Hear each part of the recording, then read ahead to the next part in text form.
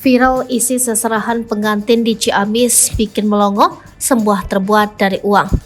Viral di TikTok, seserahan pernikahan dengan konsep serba uang diberikan oleh seorang mempelai pria di Ciamis kepada istrinya.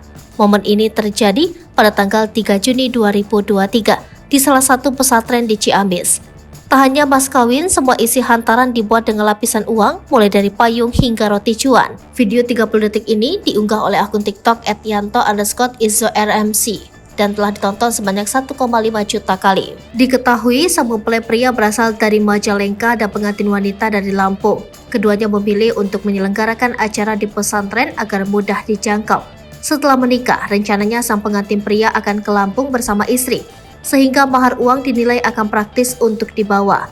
Lebih lanjut, sang pemilik akun TikTok yang merekam video ini ternyata berperan sebagai MC resepsi dalam acara tersebut. Ia merekam detik-detik pasangan pengantin berjalan masuk menuju pelaminan yang diikuti oleh sejumlah pengiring.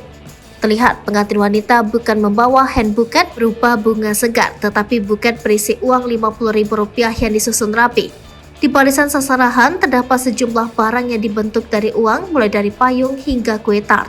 Hantaran pun didekorasi dengan sejumlah uang warna-warni, mulai dari pink, biru, ungu, hijau, hingga coklat. Selain itu, mempelai pria juga memberikan pengantin wanitanya perhiasan. Unggahan ini kemudian dibanjiri komentar dari netizen.